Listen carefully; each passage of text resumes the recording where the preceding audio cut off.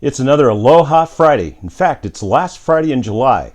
And this is Lee Potts with your Maui Real Estate Market Report for Friday, July 31st.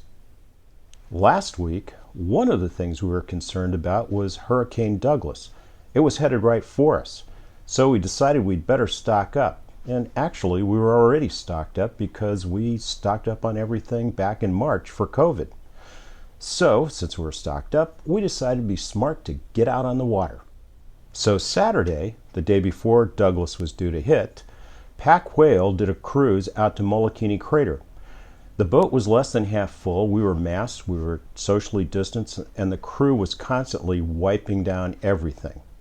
The water was crystal clear, and the fish outnumbered the people for once. If you'd like to see video of the trip, type in Lahaina Lee Potts as one word, and the YouTube channel should pop right up. By the way, Douglas did come dangerously close. It was only about 55 miles off of Kahului. However, all we got was a little welcome rain and a little bit of wind. On the COVID front, as with many other states, cases in Hawaii have spiked, hitting triple-digit numbers for several days in a row now. Maui is being affected as well. The mayor stated that if you added together all the cases we had in March, May, and June, they would be lower than what we had in July alone. As a result, the mayor is once again instituting rules for gatherings. Previously, we were allowed to have 30 people at a gathering. Now, it's down to 10.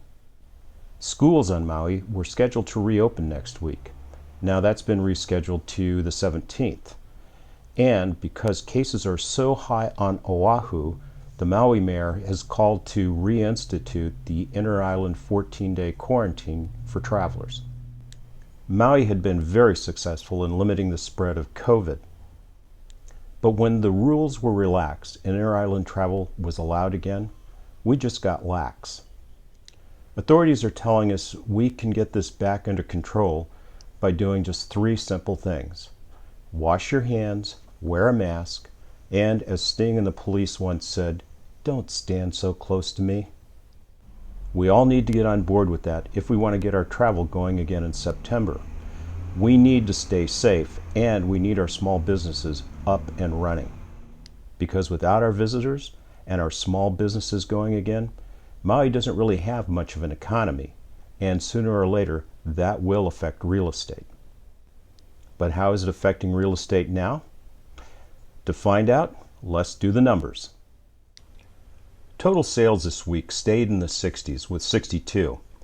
28 homes sold despite low inventory. Seems like I say that every week.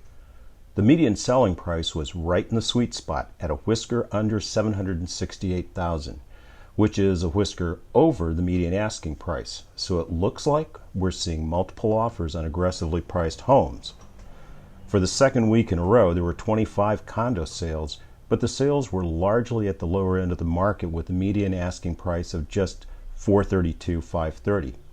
That's pretty affordable for Paradise. About half of those were in complexes that allow short-term rentals. Sellers received 99% of asking prices. Pendings, new contracts, have been steady throughout July, maybe even inching up a bit. There were new contracts in 24 homes, further exacerbating our inventory issue, but the median asking price for those was $884, indicating that some higher priced homes are going under contract. Another 21 condos went under contract, so the trend for condo sales for the month rose throughout the second half of July. The median asking price for those is $595,000. The number of new listings in our inventory has dropped for 4 consecutive weeks. The drop from 89 listings in the previous week to just 64 this week was the biggest drop and the lowest number of new listings since Maui's COVID quarantine began back in March. There were just 18 new homes listed. That's way below current demand, and the median asking price is $949. Only 28 condos were listed with a median asking price of $649.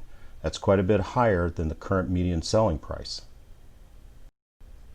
There were only 7 expired listings this week. There were no single-family homes that expired and only 3 condos.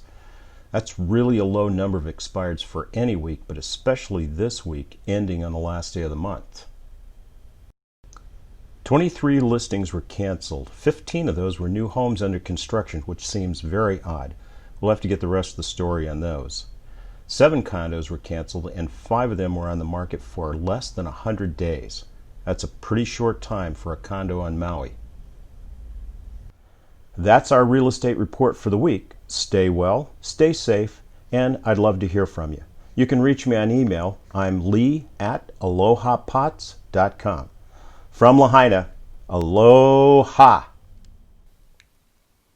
Ask your doctor if Maui is right for you.